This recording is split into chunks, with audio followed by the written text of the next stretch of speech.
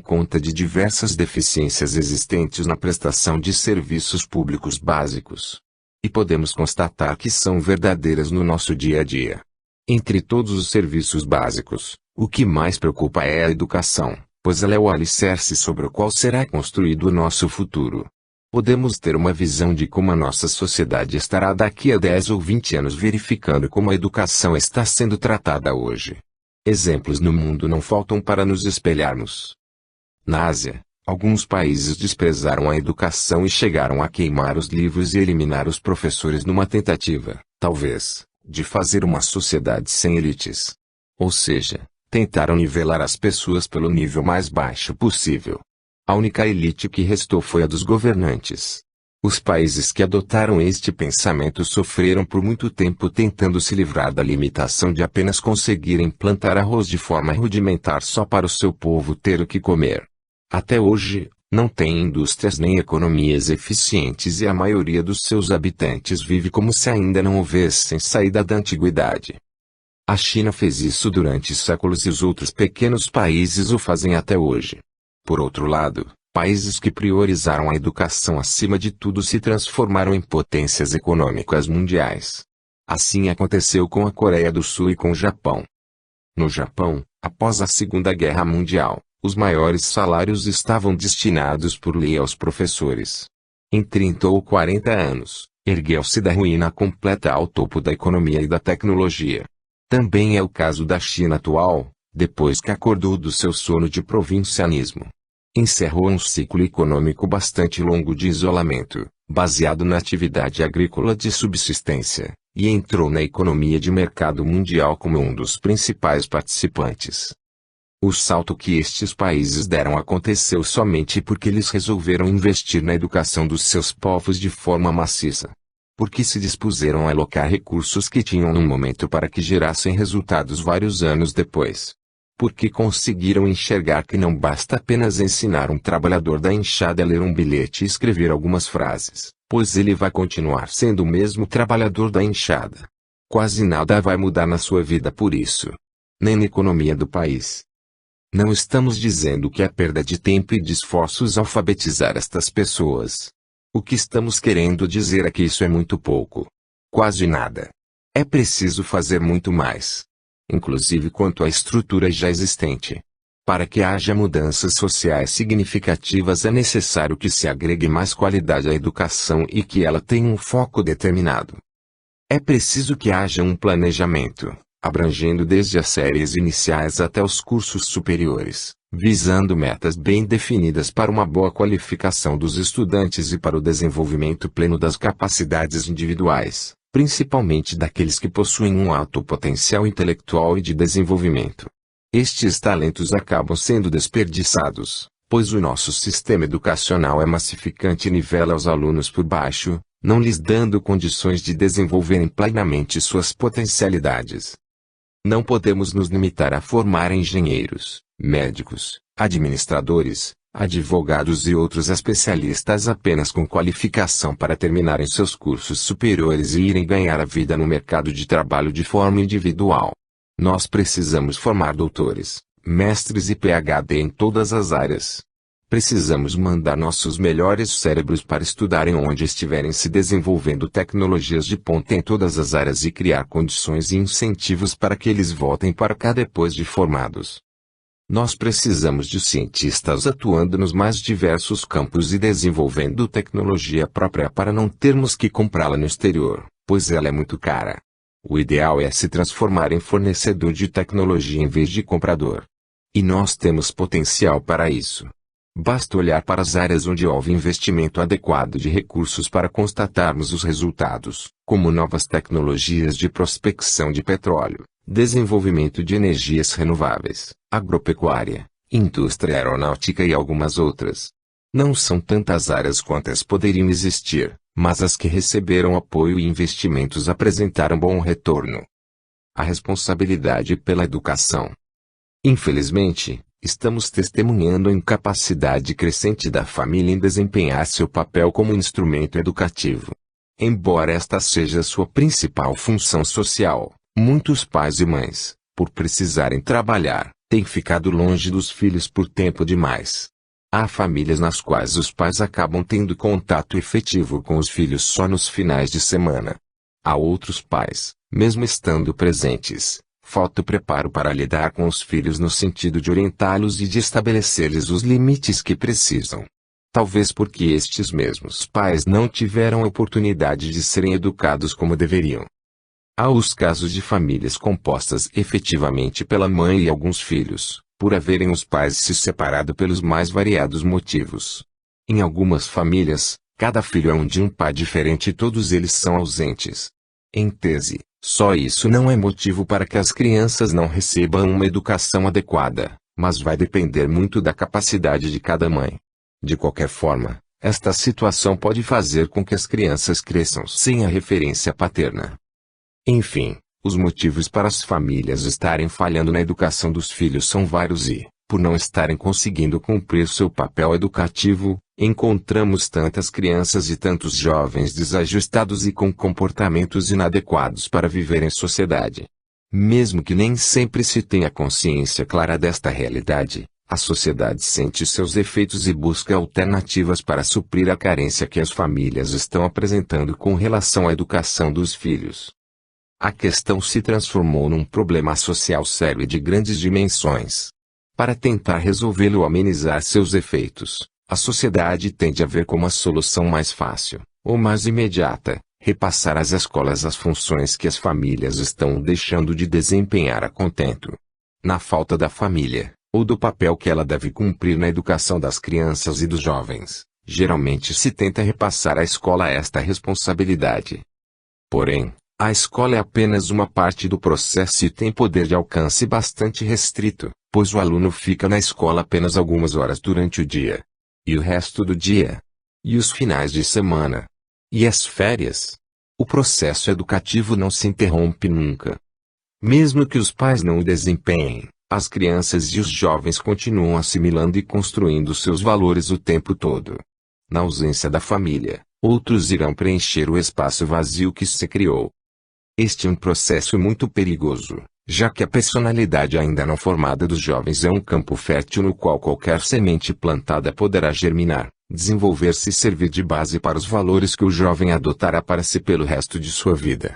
Se tiver a sorte de só encontrar pessoas com valores éticos e morais saudáveis, menos mal. Porém, na rua se encontra de tudo. E a tendência natural do jovem à rebeldia facilita a sua aproximação com aqueles que destoam dos padrões tidos como corretos pela sociedade. Assim, ele poderá adotar como ídolos e exemplos os traficantes do bairro, os arruaceiros, os marginais, e acabar fazendo parte desta turma. Procurando solução certa para problema errado. Há quem acredite que a escola é a única alternativa que resta nesta situação e que, se não for possível contar com ela, ninguém poderá dizer o que vai acontecer. Porém, o caso precisaria ser estudado e discutido com seriedade por todos os segmentos da sociedade e pelos governos para se tentar encontrar uma solução realmente adequada. Profissionais de diversas áreas, principalmente professores, vivem levantando e debatendo questões relacionadas com o que estamos discutindo aqui. A situação é complexa e envolve muitos aspectos relacionados com as nossas vidas e com a nossa sociedade. É difícil chegar a um consenso ou encontrar soluções reais e eficazes. Mas podemos afirmar uma coisa com certeza: substituir a família pela escola na educação das crianças e dos jovens não é a solução. Tentativas de soluções deste tipo só mostram que o problema real ainda não foi entendido. E quando não se conhece um problema, as soluções adotadas para resolvê-lo nunca conseguem efeitos satisfatórios. Ao atribuirmos às escolas a responsabilidade pela educação das crianças e dos jovens, a percepção final que fica é de que a escola falhou ao não conseguir cumprir com seus objetivos. Claro, a escola não poderia ter êxito fazendo algo que para ela é impossível. E assim, o problema real acaba mascarado. O problema nunca foi a escola. Mas, no momento em que uma responsabilidade é indevidamente atribuída à escola, e a escola a aceita, mesmo sabendo que não conseguirá cumpri-la, as atenções se voltam para ela e as autoridades começam a se empenhar para tentar consertar o que não estava errado.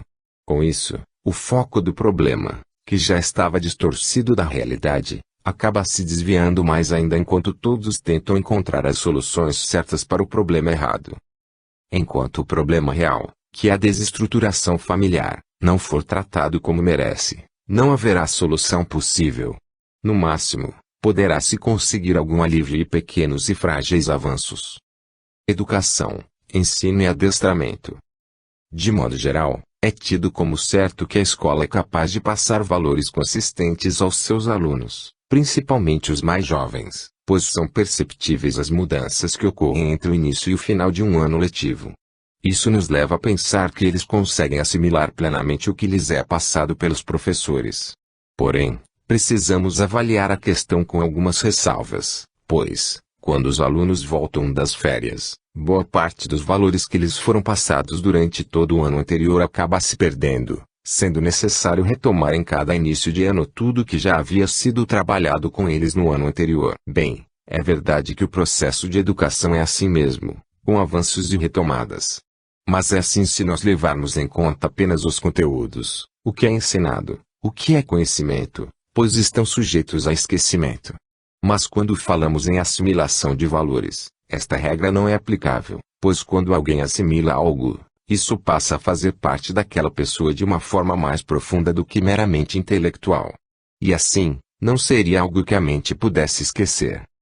Porém, como a cada período de férias é necessário retomar tudo o que foi trabalhado antes, podemos deduzir que, na verdade, não houve uma assimilação real dos valores, mas apenas uma adoção temporária pelos alunos, de forma mais mental, como um adestramento passageiro. Mesmo assim, somente enquanto havia alguém junto a eles incutindo-lhes e cobrando tais valores. O assunto é bastante polêmico e dificilmente se conseguirá chegar a um consenso. É por isso que a educação é discutida tanto, e há tanto tempo, e até hoje não houve unanimidade sobre as questões que envolvem. É por isso, também, que há tantas correntes de pensamento diferentes no mundo, cada uma delas achando que descobriu a chave para chegar à mente e ao coração do ser humano. Mas todos haverão de concordar que os valores éticos e morais passados nas escolas aos alunos têm efeito temporário em muitos deles porque, ao retornarem para casa e para o seu meio de convívio, muitas vezes se estabelece um conflito entre o que a escola tenta lhes passar e o que eles vivem e presenciam fora dela. É claro que, por menor que seja o efeito, é melhor do que nada. Mas temos que estar conscientes de que este tipo de ação nas escolas é apenas um paliativo e não resolve o problema. A prova disso é que, no primeiro mês do ano letivo, o professor tem que se dedicar quase que exclusivamente a trabalhar valores morais e aspectos comportamentais, a parte educativa que faltou fora da escola. Neste período o professor pouco consegue trabalhar os conteúdos, ou seja, o ensino, pois é obrigado a colocar a turma nos trilhos. Para não nos perdermos nos objetivos que pretendemos dar à escola, precisamos saber diferenciar o que acontece lá, conforme a própria atividade. Passar conteúdos aos alunos não é educação, é ensino. Trabalhar e retrabalhar comportamentos que se perdem em pouco tempo não é educação, é adestramento. Encarando os problemas reais. O maior problema da educação está nas famílias desestruturadas e carentes de valores éticos, onde muitos jovens e crianças são obrigados a conviver com situações de violência, abusos, desrespeito, alcoolismo, drogas, criminalidade e outras mazelas humanas. Viver em ambientes assim os desequilibra emocional e mentalmente. E seus desequilíbrios são levados com eles para todos os lugares aonde forem e divididos com todas as pessoas que encontrarem, multiplicando seus efeitos negativos na sociedade. Infelizmente, muitos destes jovens terão uma tendência inconsciente de reproduzir os padrões nos quais foram criados, seguindo os maus exemplos que tiveram e achando que a vida é assim mesmo. Afinal, suas vidas foram ou são assim. Será muito difícil conseguirem criar uma nova realidade baseada em algo que não conhecem. O que estes jovens e crianças têm para se apoiarem são as suas próprias experiências e os exemplos dos familiares. E isso acontece porque os problemas reais ainda não foram atacados. É um equívoco chamar a escola para desempenhar um papel que cabe às famílias. Mesmo que, na verdade, isso seja uma tentativa sincera e amorosa de salvar e de proteger os jovens. E a relativa incapacidade que as escolas têm para isso é consequência do fato de ela não ter preparo para tais ações. Mesmo assim, elas tentam bravamente, de todas as formas possíveis. Temos que reconhecer seus méritos, principalmente pela atuação abnegada dos professores, que se empenham de corpo, alma e coração nesta luta, às vezes inglória, para melhorar o ser humano. A sociedade lhes deve muito mais do que se possa imaginar, pois, se hoje a situação está ruim, ou não está tão boa quanto poderia estar, estaria muito pior sem o seu trabalho e a sua dedicação. Não podemos deixar de reconhecer trabalho tão nobre. Os professores só não conseguem fazer mais do que já fazem por causa da realidade social da qual estamos tratando e por estarem limitados à estrutura educacional existente, a qual não foi criada e desenvolvida para isso. Ela não foi criada para educar, mas para ensinar. Porém, estas duas ações se confundem nos dias de hoje, embora sejam completamente diferentes. A necessidade social de se tentar fazer com que a escola cumpra o papel educacional que cabe às famílias é recente. Historicamente, em salas de aula não se educava ninguém. Nas salas de aula os professores sempre ensinaram técnicas e repassaram conhecimentos. Isso é ensino. Mas nós falamos em educação para nos referirmos ao processo que acontece nas salas de aula das escolas e universidades. Porém, o processo educativo está relacionado com valores, hábitos, costumes, moral e ética. Dentro de certos limites, é possível promover a educação dos alunos aliada ao ensino, principalmente nas séries iniciais. Nestas, a quantidade de conteúdos que devem ser trabalhados para viabilizar o ensino é menor. Mas, à medida que as séries vão se sucedendo, os conteúdos vão aumentando cada vez mais, tanto em quantidade como em complexidade. Até que chega a um ponto onde o máximo que poderia acontecer em termos de educação dentro de uma sala de aula é um ou outro reforço em determinada questão e, mesmo assim, se surgir uma oportunidade, ficando impossível para o professor dedicar algum tempo ao trabalho de educação. Nesta altura, ele mal consegue dar conta dos conteúdos de conhecimentos e técnicas que precisa repassar aos alunos. Ao chegarmos às faculdades, então, o foco é única e exclusivamente os conteúdos a serem aprendidos pelos alunos. Tanto que há cursos nos quais não é necessária nem mesmo a presença do professor, além de outros que podem ser feitos à distância, em casa, apenas recebendo o material para estudar. Como podemos constatar, todos nós usamos o termo educação de forma errada. Inclusive os órgãos oficiais. O certo seria usarmos os dois termos, educação e ensino, separadamente e com a intenção de dizer o que eles realmente significam. A atividade de educação envolve a formação do caráter do ser humano através de valores éticos e morais. A atividade de ensino lida com informação para transmitir conhecimentos. Eis o que diferencia as duas atividades. Uma é formativa e a outra é informativa.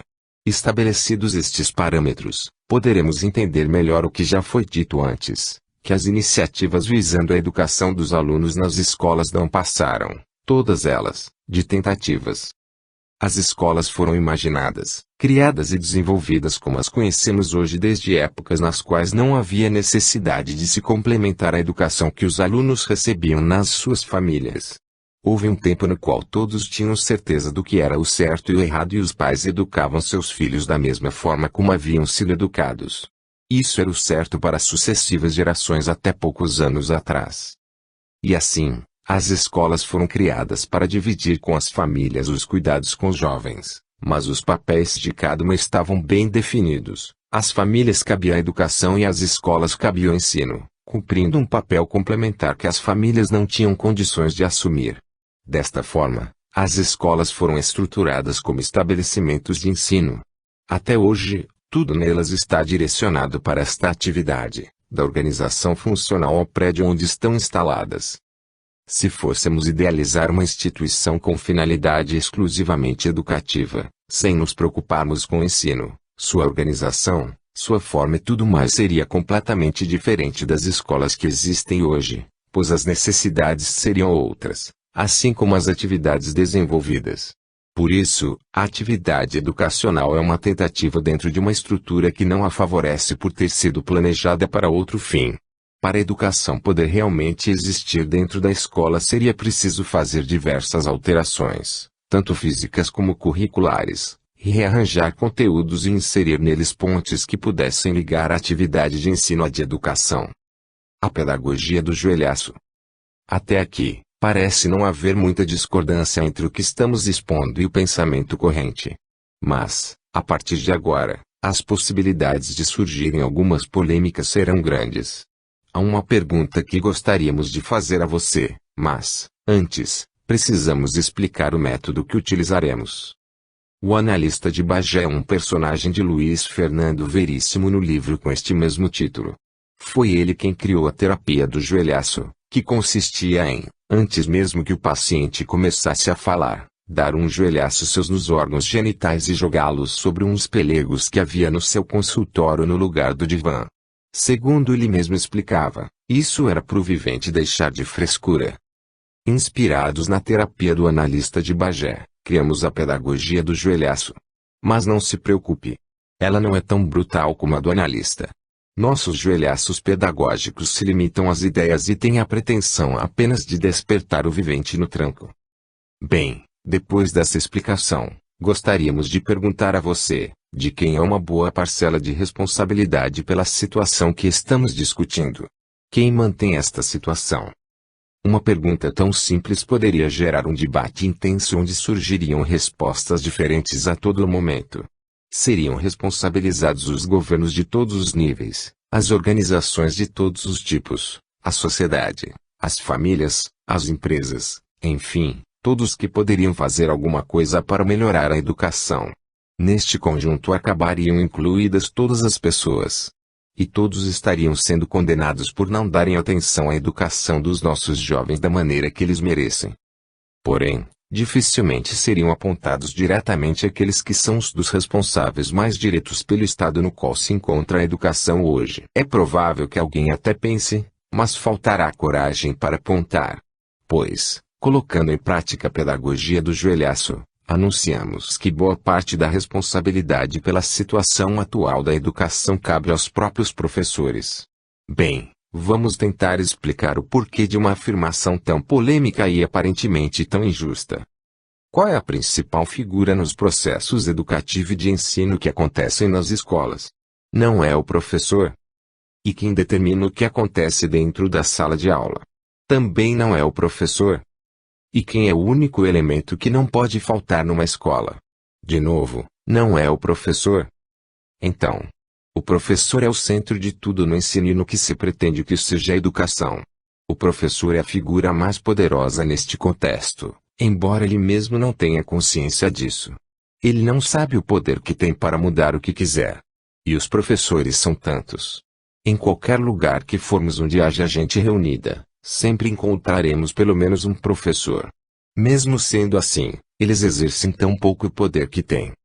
O professor é um ser estranho. Se tomarmos como base os padrões socialmente aceitos para determinar se uma pessoa é normal ou não, podemos afirmar que o professor não pode ser considerado normal. Ele é um ser muito esquisito. É, antes de tudo, um idealista. E vive intensamente o seu ideal, não medindo esforços para levá-lo adiante. Considera a sua atividade uma missão, uma oportunidade para ajudar o ser humano a galgar sempre uma posição mais elevada, mais consciente e mais sapiente, tanto moral, como intelectual e emocionalmente. O professor é um apaixonado pelo que faz. Que ótimo se todos pudessem ser apaixonados pelo que fazem. Seríamos muito mais felizes, não é mesmo? Porém, sempre há um porém. A paixão e o idealismo do professor muitas vezes o cegam para algumas coisas básicas. Muitos professores não veem sua atividade como uma profissão. Alguns professores nem precisariam trabalhar por já se encontrarem numa situação financeira privilegiada. Outros precisam trabalhar, mas poderiam estar ganhando mais dinheiro em outra atividade. Mas eles se entregam inteiros à sua missão e se realizam nela. De vez em quando até se ouve um professor dizer, admirado, eu faço o que gosto e ainda me pagam para isso. Que outro profissional pensaria assim? Os professores sempre estão desenvolvendo atividades fora da sala de aula, em casa. São correções de provas, pesquisas, estudos e confecção de trabalhos, jogos e outros materiais que precisam preparar para as aulas dos dias seguintes, dedicando para isso várias horas do seu lazer e do convívio familiar. E eles não recebem nada por este trabalho extra. Que outro profissional se sentiria feliz levando o trabalho para casa e trabalhando de graça horas a fio? São ou não são uma gente esquisita? E nas greves, que são tão frequentes e costumam ser longas, uma das maiores preocupações da categoria é com a situação dos alunos. Às vezes, este é o fator que mais pesa para determinar o fim de uma paralisação, mesmo que as reivindicações dos professores não sejam atendidas como gostariam. E, ainda assim, veem com naturalidade o fato de terem que recuperar os dias parados para completar o ano letivo, mesmo quando tiveram o desconto destes dias nos seus salários. Os professores aceitam isso, assim como a transferência da responsabilidade pela educação das crianças para si, a falta de condições de trabalho em muitas escolas e todas as arbitrariedades que costumam ser cometidas contra eles. A coisa mais importante para um professor é poder dar a sua aula, interagir com os alunos e fazer suas experiências e descobertas junto a eles. Os governos de todos os níveis, em quase todos os países do mundo, e as escolas particulares também, sabem disso e se aproveitam para terem uma mão de obra bastante qualificada a baixo custo.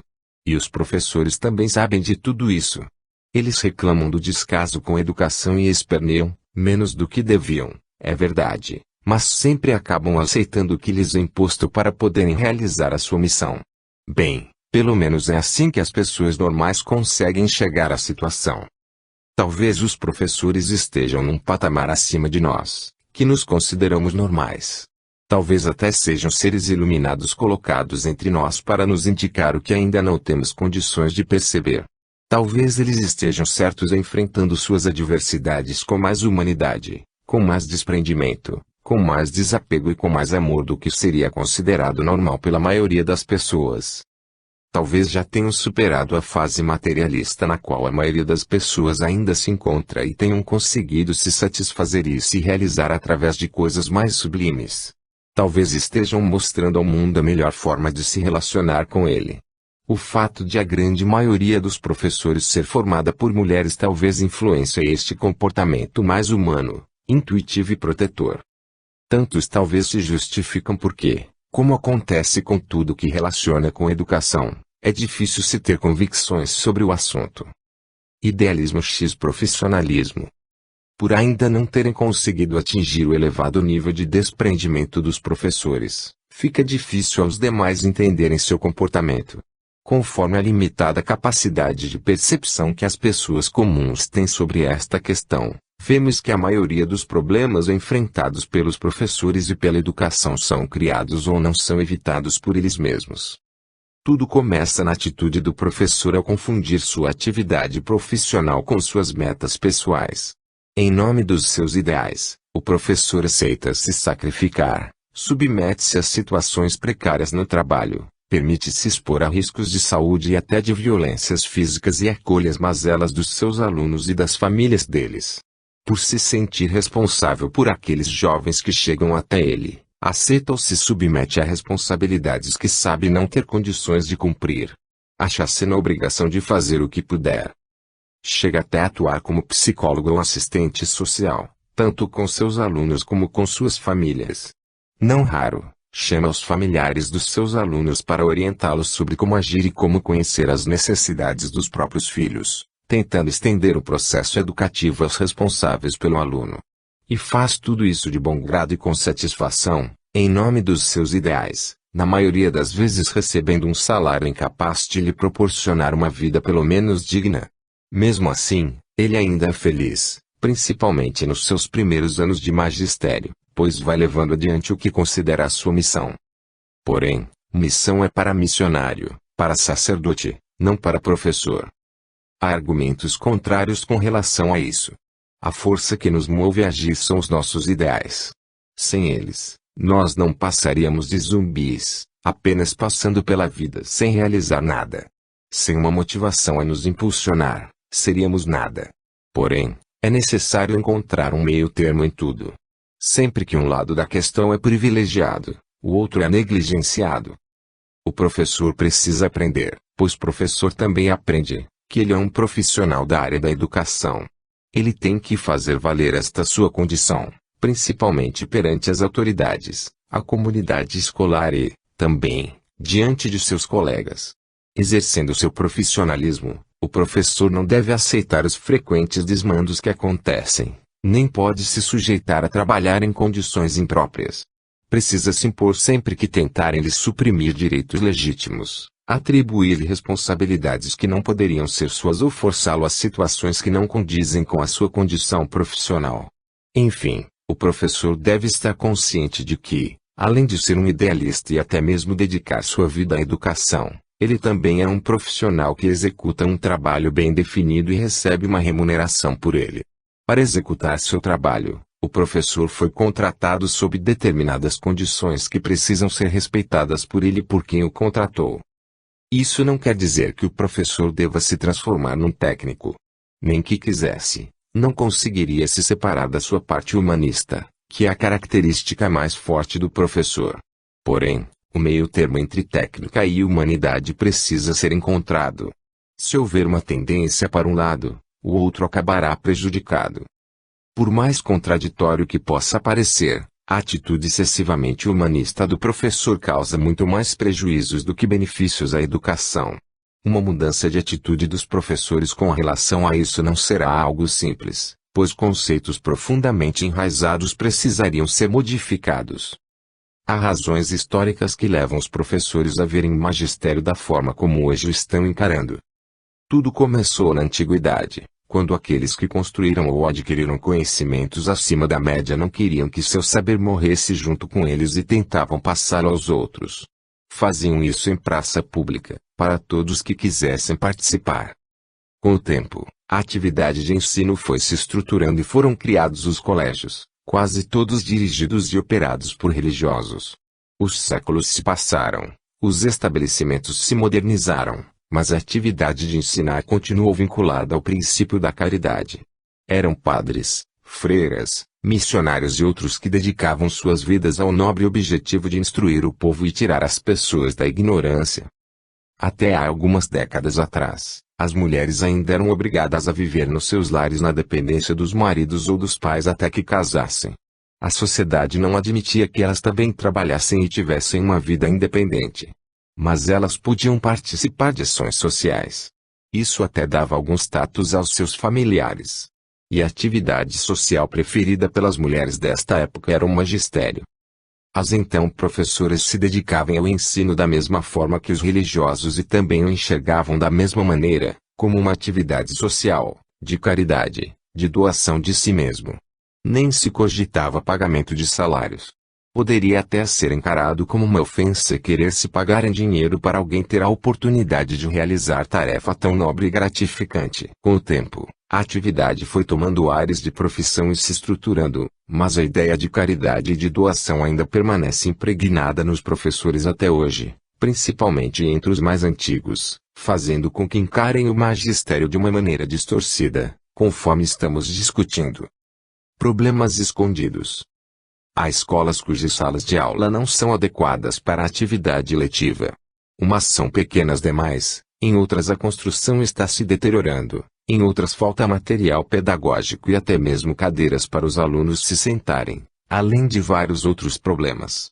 Raramente se ouve falar que tais motivos impediram o funcionamento das turmas designadas para ocuparem estas instalações. Os professores, imbuídos de extrema generosidade, humanidade e altruísmo, desdobram-se fazendo as tripas coração para aquelas turmas poderem funcionar no ambiente precário e impróprio que lhes foi disponibilizado. Com isso, o professor elimina o problema que seria de responsabilidade do poder público, ou seja, dos governos, que têm a obrigação de manter as instalações adequadas para a atividade letiva, mas nem sempre o fazem. As autoridades, ao verem que as aulas acontecem mesmo sem as condições necessárias, fazem a seguinte leitura da situação.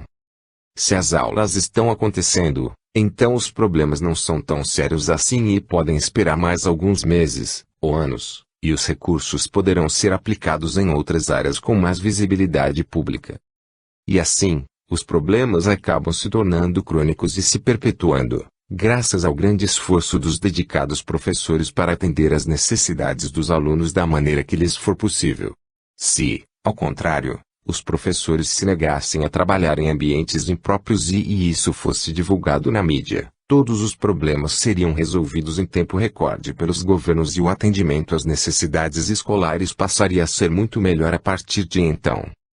Se esta se tornasse a atitude comum entre os professores, os governos seriam obrigados a mudar a atitude que normalmente têm com relação à educação para não se desgastarem com a população. Os governos teriam que tratar de prevenir o surgimento de problemas, agindo de forma antecipada e providenciando o que fosse necessário para que eles não acontecessem, para não terem suas imagens ofuscadas perante a opinião pública.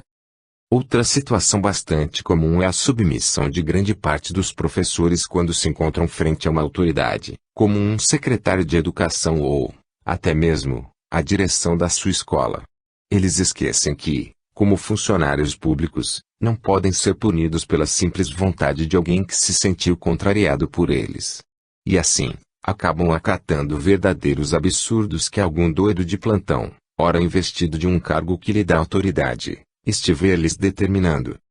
Seria ótimo se os professores conseguissem aprender uma lição com seus alunos e assumissem um pouco da sua rebeldia juvenil para rejeitarem de imediato o que não for certo, eficaz, conveniente e legal. Claro que, sempre dentro dos limites da civilidade e da legalidade.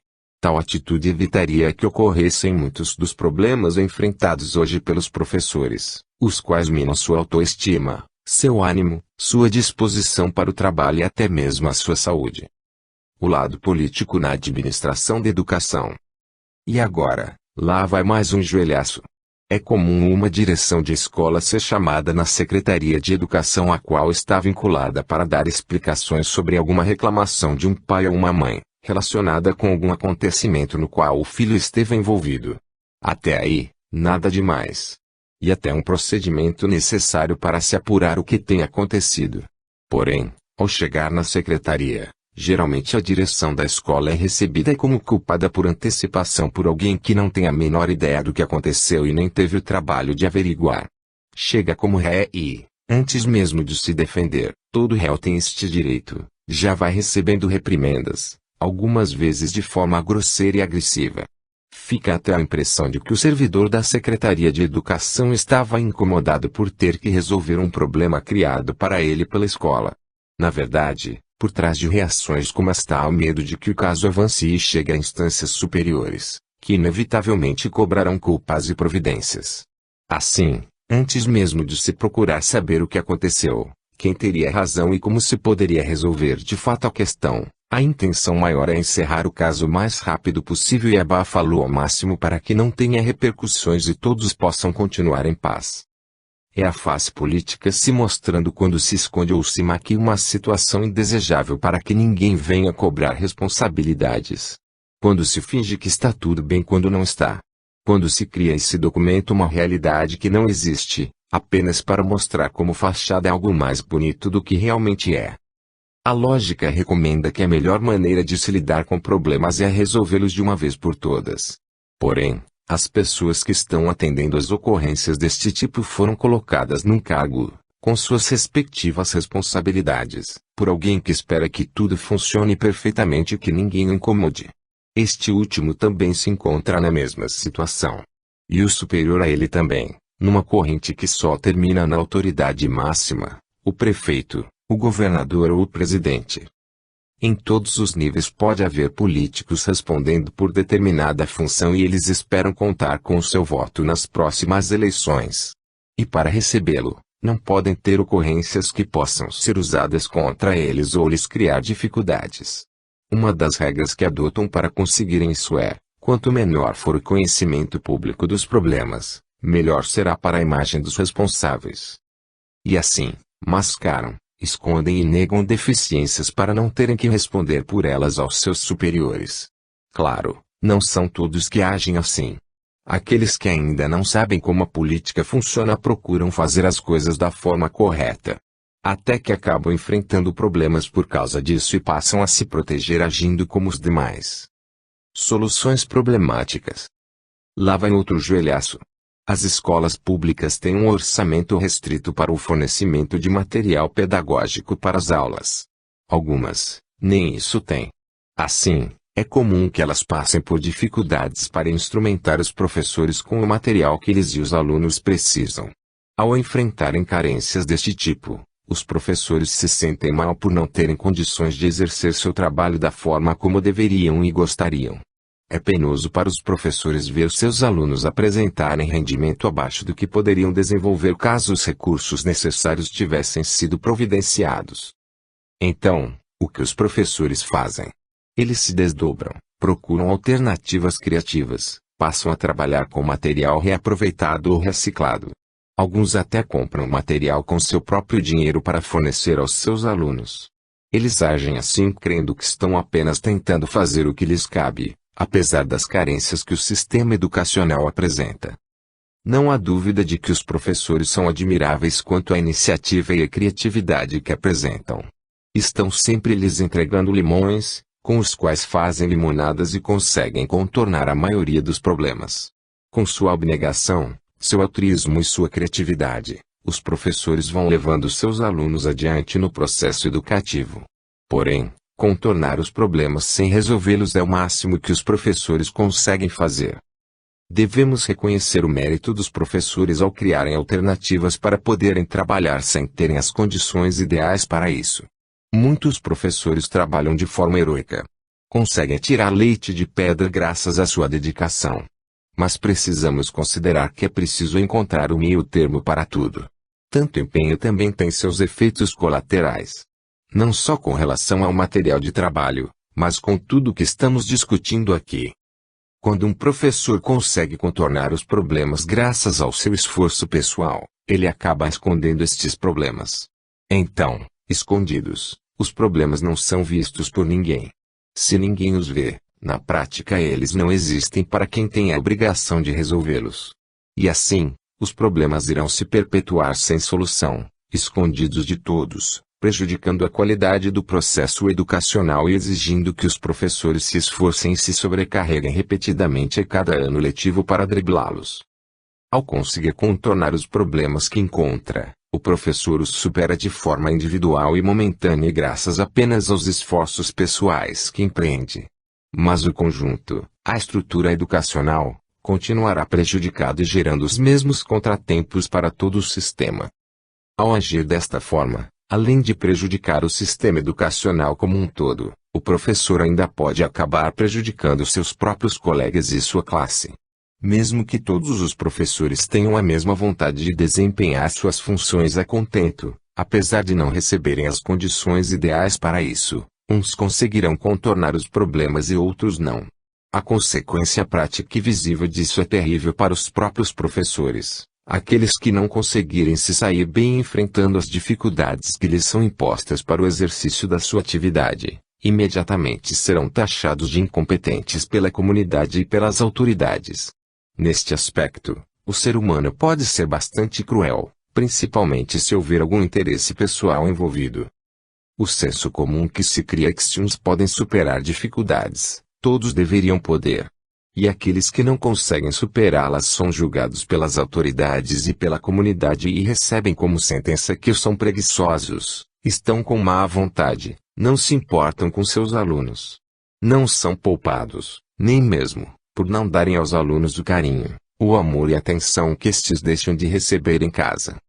E assim, aqueles que têm mais facilidade para se desvencilhar de situações difíceis acabam dando um tiro no próprio pé, pois as atitudes que eles resolverem tomar por conta própria para poderem cumprir com suas atividades passarão a ser cobradas deles, dali para frente, como se fossem suas obrigações. E dão um tiro, também, no pé da categoria dos professores, pois aqueles professores que não têm desenvoltura suficiente para lidar com os problemas estruturais terão as falhas do sistema apontadas por todos como se fossem suas.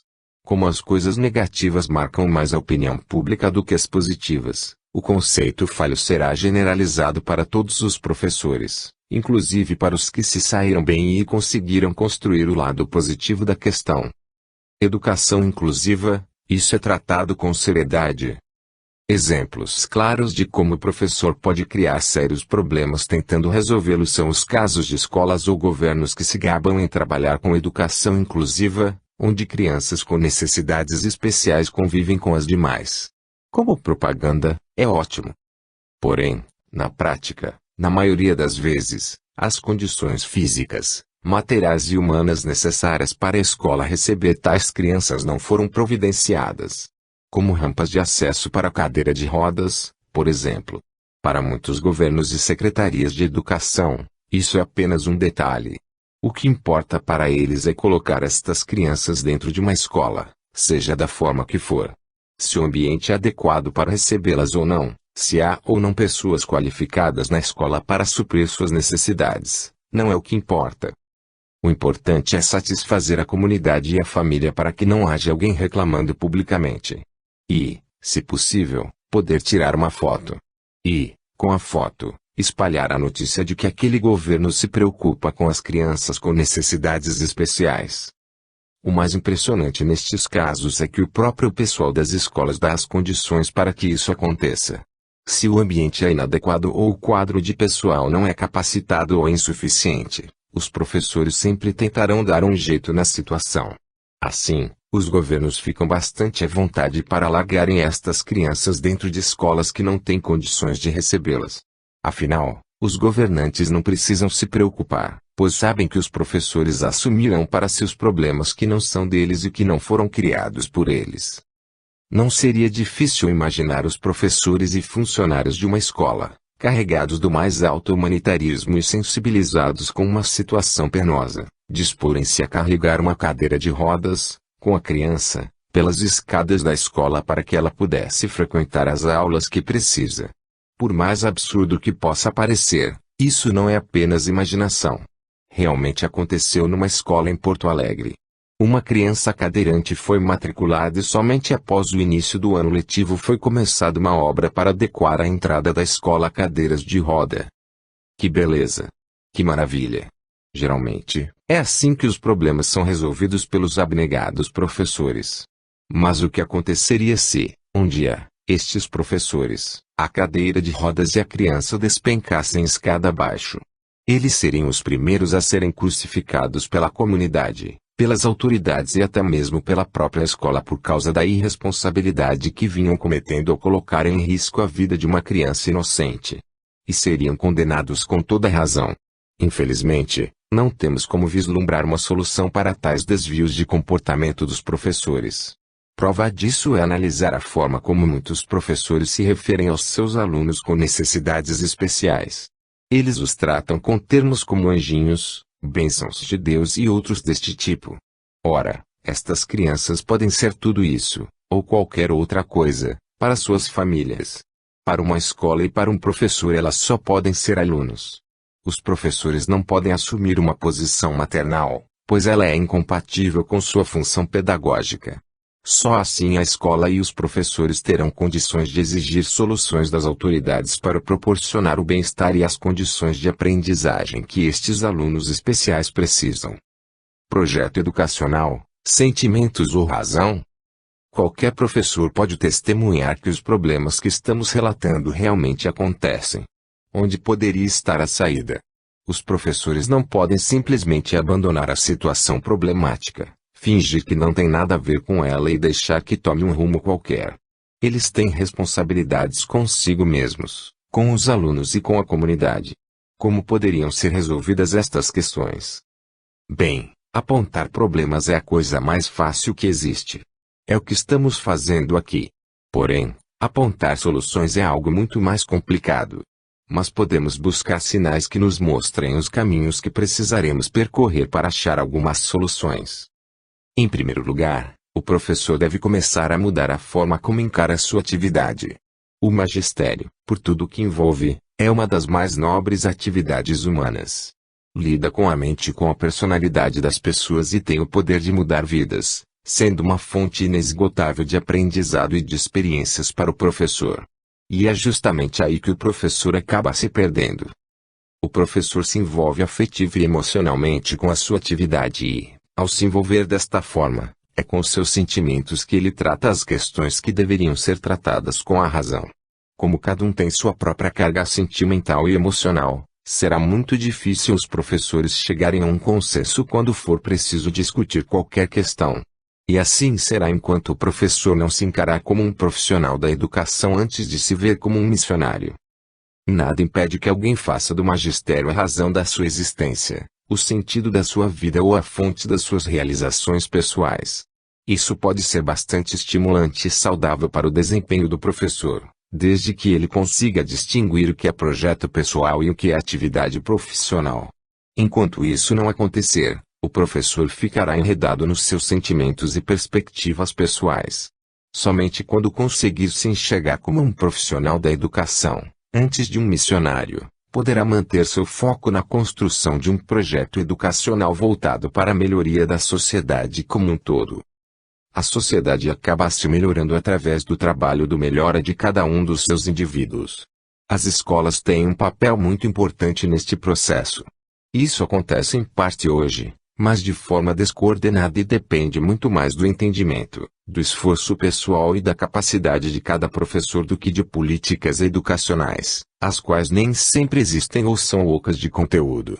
Desta forma, as ações dos professores, em grande parte, são iniciativas individuais, que não seguem um objetivo comum maior. Hoje existem orientações básicas através de leis que definem os conteúdos a serem aplicados pelos professores em cada série. Eles as seguem e cada um incrementa suas aulas com o que considera importante. Mas ainda é pouco. Um gestor sério e competente, ao analisar a situação da educação no país, constataria facilmente que não existe um projeto global no qual a educação deveria estar inserida. Em resumo, a orientação quanto à questão educacional no país está restrita a diretrizes básicas e apenas a conteúdos. Precisaríamos começar um trabalho de definições desde a base da educação, discutindo, até mesmo, o significado que vem sendo dado ao termo educação nos nossos dias. Ou melhor, como a nossa sociedade está entendendo o que seja a educação e o que espera dela. Não há uma política educacional abrangente que defina métodos e objetivos claros e aloque recursos adequados para que as metas sejam alcançadas. É necessário que se tenha muito claro o que queremos buscar, o patamar no qual a sociedade deseja estar daqui a 5, 10, 15 e 20 anos, e estabelecer estratégias e planos para vencer todas as etapas necessárias até que se consiga atingir os objetivos pretendidos. É esta, com certeza, a maior necessidade nacional em termos de educação. E é nesta área que os professores deveriam focar suas atenções e seus esforços. Mas, para isso, serão obrigados a assumir seus papéis como profissionais da educação em vez de apaixonados por ela. O professor precisaria se dessentimentalizar para poder pensar o processo educativo. Elaborar projetos e executá-los exige consciência, esforço mental e metodologia. Neste contexto, projetos e paixão são coisas incompatíveis. Todo projeto desenvolvido com base na paixão tende ao fracasso. Basta seu mentor ser substituído para o projeto morrer, pois um projeto apaixonado segue um sentimento individual que fará sentido ao seu idealizador, mas não para alguém que tenha uma paixão diferente ou analise racionalmente. A paixão é um ótimo combustível para nos impulsionar para o que queremos. É o que faz a diferença entre fazer algo com entusiasmo e com vontade ou fazer de qualquer jeito, apenas porque tem que ser feito. Mas é péssima conselheira e não serve como base para nada que diga a respeito a algo que exista fora de nós. A paixão é um sentimento. Como o amor, o ódio, a ira e a euforia. E como tal deve ser tratado. Os sentimentos são muito fortes, a ponto de nos fazer agir até contra princípios que sempre defendemos. É o que se costuma chamar de perder a cabeça. E, realmente, é isso mesmo que acontece. A cabeça, ou seja, a razão, é perdida, deixada de lado, quando nos deixamos dominar pelos sentimentos e pelas emoções. Se conseguíssemos colocar cada coisa no seu lugar, haveria muito menos problemas. Razão e sentimentos são dois fatores que devem sempre existir e andar lado a lado, mas na dose certa e sem que um anule o outro. Da mesma forma, razão e sentimentos se aplicam a situações diferentes. Durante as aulas, no contato com os alunos, A paixão do professor pela sua atividade pode fazê-lo crescer em todos os sentidos. Ele será mais criativo, interagirá mais e melhor com seus alunos e suas aulas serão mais agradáveis, inclusive para ele mesmo. Porém, quanto à situação profissional dos professores, como estamos focando agora, a dose certa seria mais razão e menos paixão para se poder lidar adequadamente com normas legais e administrativas e com os direitos, deveres e responsabilidades de todos os envolvidos no processo educativo, desde o professor de pré-escola até o ministro de Educação, o poderoso professor profissional. Quando o professor se deixa levar pela sua paixão, ele procura resolver todos os problemas que encontra para que a aprendizagem dos seus alunos não seja prejudicada. Mas, como já vimos, ele não consegue resolvê-los, pois estão acima da sua capacidade. Na verdade, tentativas deste tipo apenas perpetuam os problemas que as autoridades deveriam resolver, pois os escondem do olhar de todos. Professores que agem apaixonadamente é o sonho de qualquer incompetente que vier a administrar um sistema educacional, pois os próprios prejudicados se encarregam de não deixar que os problemas apareçam. E assim, na visão deste administrador, eles não precisam ser resolvidos, já que ninguém os vê. É cruel a situação. E como o professor pode ser cruel consigo mesmo sem saber? Por outro lado, quando o professor assume uma atitude profissional, ele passa a cobrar dos responsáveis as soluções dos problemas que encontra. Ele deixa de assumir como seus os problemas que não tem como resolver e não se preocupa em escondê-los. Ao deixá-los visíveis a todos e cobrar as soluções necessárias, aqueles que têm a responsabilidade de resolvê-los não poderão mais se esconder e serão obrigados a tomar providências para saná-los. Os administradores mais incompetentes, por seguirem percepções distorcidas e criarem realidades que só existem nos seus gabinetes e salas longe dos alunos, poderão até achar que este professor profissional se transformou num problema para eles. Se a cobrança por soluções for uma iniciativa individual, de um único professor, este poderá enfrentar dificuldades criadas pelos seus superiores para quietá-lo e enquadrá-lo nos moldes deformados que os próprios professores construíram para si. E tentarão fazer o professor consciente parar de criar confusão e voltar à sua sala de aula e os seus alunos. Assim, ele deixaria de se meter com o que não é da sua conta, como deveria agir o professor que considerariam como bem comportado. Mas, se o professor profissional não estiver sozinho, se outros professores encararem sua atividade letiva da mesma forma e se unirem, não haverá força no mundo capaz de detê-los.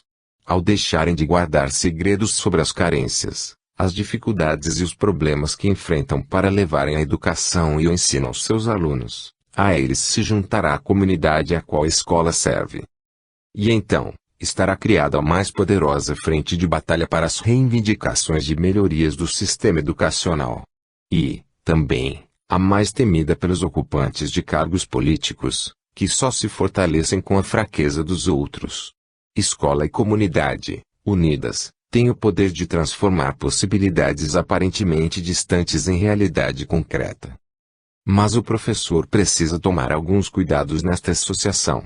Como a classe dos professores já está habituada a ser submissa, deve ficar atenta para não acabar apenas transferindo sua submissão da classe política para a comunidade. Os professores precisam ser os condutores deste processo de transformação. Não podem se sujeitar a serem meros espectadores e apenas darem amém ao que outros, estranhos à educação, quiserem determinar. Da forma como estamos abordando a questão, pode parecer que estamos querendo dizer que os professores não sabem se determinar sozinhos, mas não é isso. Saber, os professores sabem. Mas costumam abrir mão com muita facilidade dos seus direitos e dos seus poderes. Talvez, por uma questão de foco, prefiram direcionar atenção à sua atividade fim. Talvez as questões periféricas lhes sejam desgastantes, ou não lhes interessem, ou não façam sentido. Não há como dizer ao certo o que acontece, mas podemos constatar a tendência que os professores têm para se submeterem aos outros analisando a reação de grande parte deles ao Estatuto da Criança e do Adolescente. Muitos professores só conseguiram enxergar que o Estatuto lhes trouxe uma porção de responsabilidades e de obrigações com os alunos e se sentiram ameaçados, como se as famílias tivessem uma arma nas mãos apontada para eles.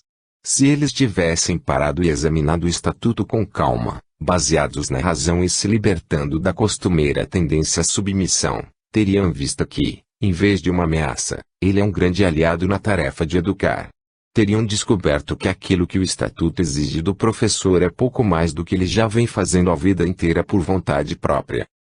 Teriam descoberto que as cobranças maiores estão direcionadas às famílias responsáveis, exigindo delas, de forma clara e explícita, os compromissos com as crianças que já existiam implicitamente, como cuidar, prover saúde, educação, etc.